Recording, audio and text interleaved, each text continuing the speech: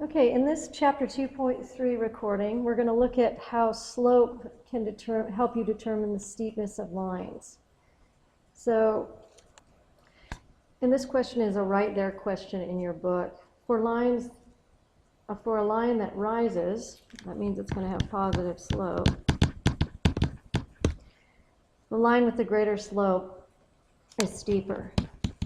Now it's slightly different for a line that falls. Lines that fall have negative slope. And in that situation, because you would end up with a negative slope, it would be the absolute value. So the line with the greater absolute value is going to be steeper. Let's take a look at that. First one will be like the first bullet, and the second graph will be like the second bullet. Okay, you can see that I've drawn line 1 and line 2. Line 1 is in red, and line 2 is in blue. Go ahead and make sure that you've sketched these and that you've written line 1 and line 2 on them. When you look at the picture, again, you've used a ruler to do your lines, so yours are straighter and better looking, but you can see pretty clearly that line 1 is in fact steeper. We're going to actually, we'll write that line 1 is steeper. Now we're going to prove it with our slope formula. So we're going to do that next. So go ahead and do your slope formula for line 1 using the points negative 3, 0, and 1, 5. And then again for line 2 using the points negative 2, negative 6, and 4, negative 1. Once you've done that, turn it back on and confirm that it is indeed steeper. And then we'll actually check it with the slope triangle as well. Okay, back to the number 4 and 5, which are your checkpoint activities on page 81. And you can see we determined just from the picture that line 1 was in fact steeper. But you can see when I go through the slope formula calculation, m equals y sub 2 minus y sub 1 over x sub 2 minus x sub 1. On the first one, 5 minus 0 is 5, 1 minus negative 3. And I'm going through this because I want to encourage you to use your subtraction rule or your additive inverse.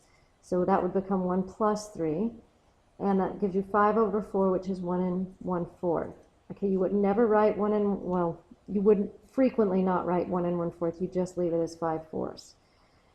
Okay, now we go on to line 2, which is our blue line.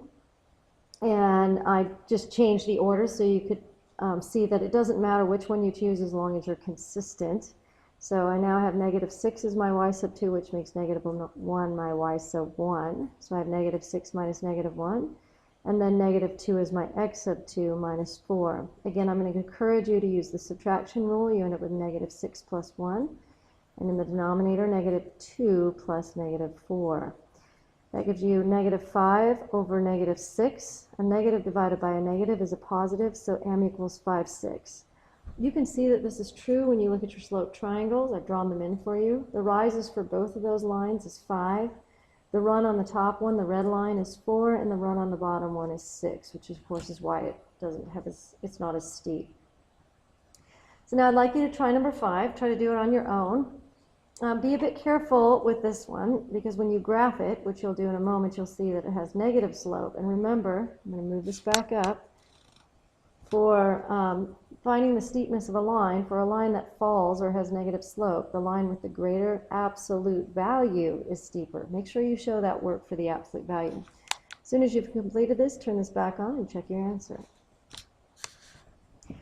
Okay, by just looking at the picture that you can see that line 2 is in fact steeper. But you can't just go with that, you got to prove it. So a couple ways you can prove that. We've done the slope triangle.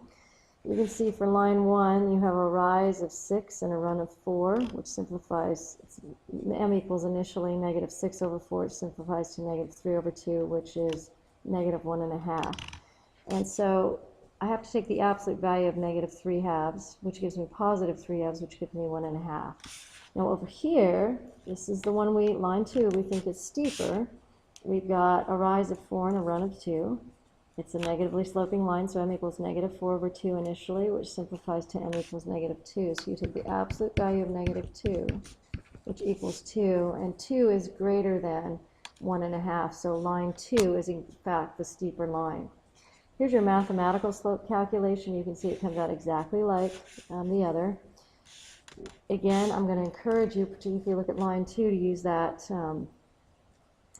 subtraction rule, to use that additive inverse so you don't make mathematical errors. This concludes the using slope to find the steepness of a line.